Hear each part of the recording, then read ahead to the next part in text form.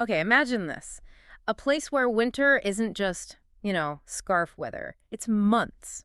Months of grinding ice, snow locking everything down. Yeah, it's like a siege. Exactly. And the ground you need for food. Solid ice. Feeding a whole nation becomes this constant, desperate gamble. Sounds like something out of an old northern epic, doesn't it? But that was Mhm. Finland for centuries. Just the reality. And out of that exact reality, that harsh challenge, came this figure, Artturi Ilmari Virtanen. He didn't just face it, he changed the game entirely. And that's who we're diving into today, Artturi Ilmari Virtanen.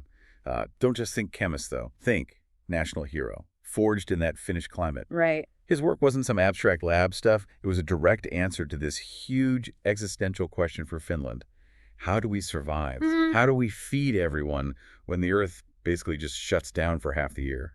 Absolutely. And that's the core of this deep dive. We've been looking through the sources, mapping out his whole journey, from pretty humble beginnings through some really big challenges, personal, scientific, right up to the huge impact he had. Yeah, our mission here is to really unpack Virtanen's story. Understand the science, sure, the AIV method he's famous for, but also the sheer grit, the vision it took to kind of rewrite the rules of survival up there. And maybe what his life teaches us, Yeah, about facing things that just feel impossible. definitely. Okay, so let's set the scene a little. Virtanen's born 1895, Finland at that time, a grand duchy, under Russian rule. Complex political situation, to put it mildly. But there was this older, maybe more reliable enemy, the Finnish winter. Oh, adversary is absolutely the word. These weren't just like chilly spells. No. We're talking long, long periods, intense cold, deep snow, hardly any daylight. Yeah. And for farming, a total bottleneck. It threatened everyone. Because the livestock, essential for milk, butter, meat, they couldn't graze for months on end. Right. So you had to somehow store enough food, enough fodder grass, whatever you harvested in that short summer to last all winter. But the old ways of doing that, they were terrible. Drying hay, you lost so much nutrition.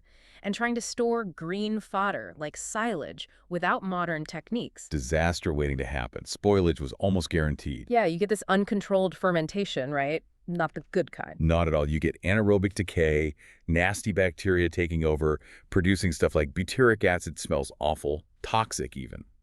The fodder loses its value, animals won't eat it, or it makes them sick. So all that work harvesting in the summer, a huge chunk of it just rots over winter. Exactly. So even if you survived the cold itself, you had this constant threat of starvation because your animals didn't have decent food. Weak animals, low milk production.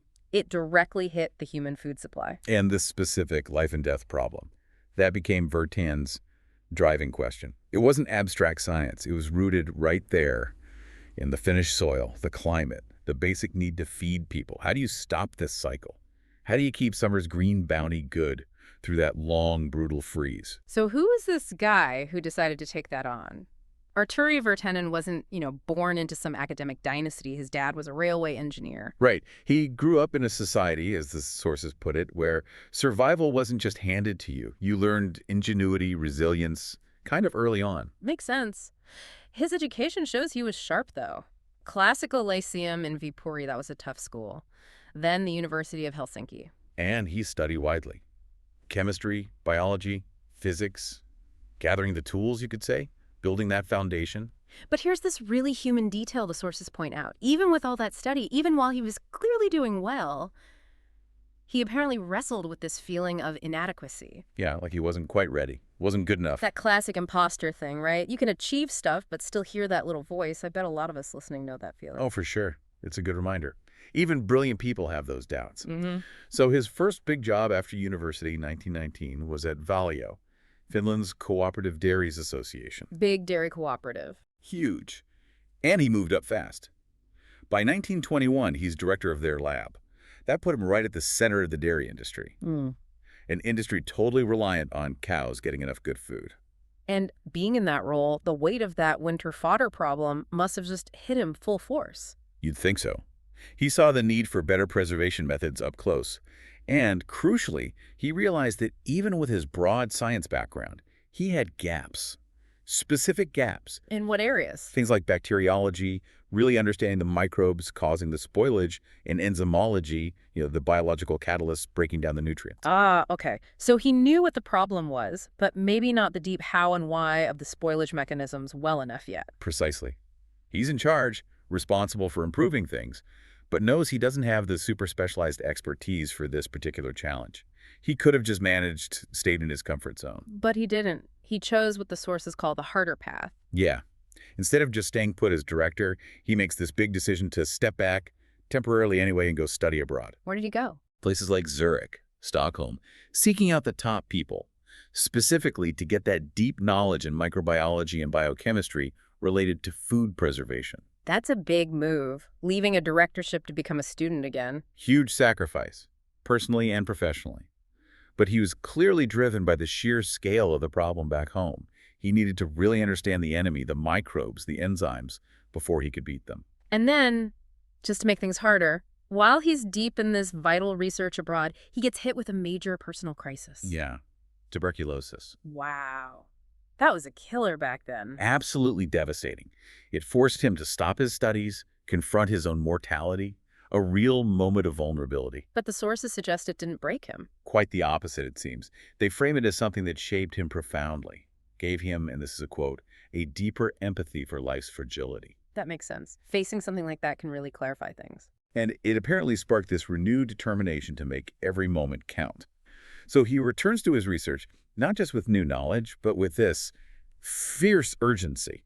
This changed perspective on life and why his work mattered so much. He'd faced his own kind of winter, his own seemingly impossible challenge. Exactly, and emerged with even more resolve.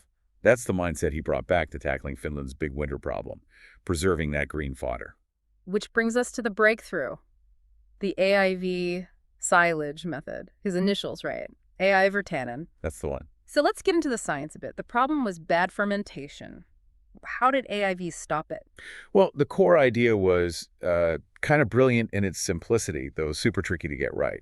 Instead of letting bad bacteria run wild, Virtanen decided to basically take control right at the start by adding carefully diluted acids, mostly hydrochloric and sulfuric acid, to the green fodder as it went into the silo. Acids? You mean like strong acids? Well, yes, but diluted. That was crucial. He figured out that if you quickly dropped the pH of the fodder down to between 3 and 4. Made it really acidic. Exactly. That environment was just too acidic for the nasty spoilage bacteria, the ones making butyric acid and ruining the feed, to really get going.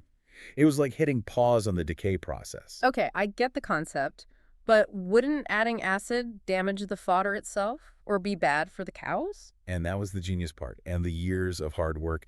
The dilution was everything. Finding the exact right concentrations, the right mix of acids, the right way to apply it evenly and quickly. That took tons of experimentation. So it wasn't just add acid. No, it was about hitting that pH sweet spot fast, without destroying the nutrients in the fodder, and crucially, without making it unsafe for the animals to eat. Controlled acidification. So this wasn't some flash of inspiration in the shower. This sounds like grinding work, trial and error. Totally. The sources stressed that. It was the culmination of years of painstaking experimentation, failure, and incremental progress. He must have tried countless variations, failed loads of times, learned, tweaked, refined. And he wasn't just battling the science, right? People must have been skeptical. Oh, absolutely. Imagine telling farmers, hey, pour these diluted industrial acids on your cow feed. Yeah, sounds risky. Critics doubted him. Farmers were hesitant, understandably. Even the established scientific community took time to come around.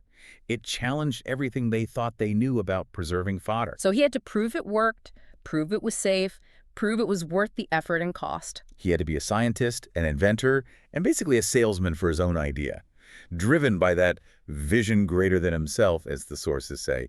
It wasn't just chemistry. It was about solving that national crisis. And the impact when he finally cracked it. Immediate. Profound. Suddenly, Finnish farmers could reliably keep green fodder nutritious right through the winter. No more massive spoilage losses. Which means healthier cows, better fed year-round. And the big one, milk production soared dramatically because the cows had good food, even in February. Wow. So that constant fear, that specter of famine tied to animal feed, it actually started to recede. It really did. Yeah. Thanks in large part to this one scientific breakthrough. It fundamentally changed Finnish agriculture and food security. And it didn't stop there, did it? He developed something for butter, too. Yeah, AIV salt. Related principle, used for preserving butter. And Finnish butter preserved this way got a great reputation internationally. became a really valuable export. So his work boosted the whole national economy. Absolutely. Finland suddenly had this reliable, high-quality agricultural export, all stemming from Virtanen's science, figuring out preservation. It shows his work wasn't just in the lab. It had real-world consequences for national security, economic strength. It really hits home that line from the sources. Not just about chemistry, it was about hope. Giving people tools to control their own future, basically. Empowering farmers, strengthening the whole country. And what's interesting is how his life shifted after this huge success. He won the Nobel Prize in Chemistry in 1945 for the fodder work, Huge recognition. massive platform. And he became a really prominent public voice in Finland, especially on science and farming matters. But that didn't always make him popular, did it? The sources mention clashes with political leaders, even President Kekkonen. Right. Kekkonen was a towering figure in Finnish politics for decades. And Virtanen, well, he had strong beliefs. He thought science should serve the public good, based on evidence, with integrity, independent. Not just bending to whatever was politically convenient. Exactly. He wasn't afraid to speak his mind, even if his scientific conclusions contradicted government plans or weren't popular. He stuck to his principles. Even if it meant disagreeing with the president. He didn't compromise. And that outspokenness, that refusal to just, toe the line for political reasons, it apparently cost him some influence in political circles later on. It brings up that classic dilemma, doesn't it? Is it better to be liked, keep your access by maybe softening your message? Or is it better to be right, stick to your guns, even to pushes people away? Virtanen's later life really puts that question out there. Sometimes real progress, challenging how things are done, means you have to be willing to stand alone. He seems to have embodied that. So looking back, his legacy, it's way more than just the AIV method or the Nobel, isn't it? Oh, much more. Like the sources say, it's not just in medals or papers. It's etched in every field that blooms despite the frost, in every child who eats because a scientist dared to dream beyond the possible. It's tangible, life-sustaining, national scale. And the lessons from his life. Perseverance, obviously. Humility, too, remembering those early doubts, and just the power of having that clear vision driving you. Yeah, and he seems to have lived those values, lived simply, apparently. Yeah. Wasn't chasing fame or luxury, stayed connected to the land that inspired him. Right up to the end, in 1973, he stuck to those ideals: curiosity, service, integrity. It's a very Finnish story in some ways, tied to that specific place and challenge, but the human element, the science, the resilience, that's universal. Totally. So what can we really take away from Virtanen's journey today? I think the biggest thing, maybe the most profound lesson from the sources, is this. Breakthroughs often come from the toughest times, not from comfort. Right. They emerge from the harshest trials. So when you're facing your own winter, whatever that is, a personal struggle, a professional block, some huge community problem, what's your reaction? Do you just hunker down and try to wait it out? Or do you do what Virtanen did, look at that frozen ground, acknowledge how hard it is, but then start thinking, okay, how can we find a new way? How can we make something grow here anyway? His life kind of pushes us to see obstacles not just as problems, but maybe as the very things that force innovation. To see doubt not as a stop sign, but maybe as fuel. Fuel to learn more, ask for help, get better.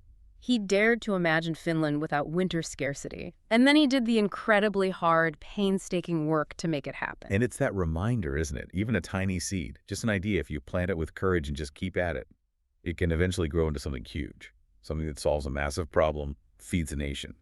Your effort, your questioning, your persistence, it could have an impact you can't even imagine right now. So, thinking about Virtanen's story, maybe ask yourself, what's my winter right now? What challenge feels just completely frozen, impossible? Let his example be a bit of a nudge. Innovation doesn't come easy.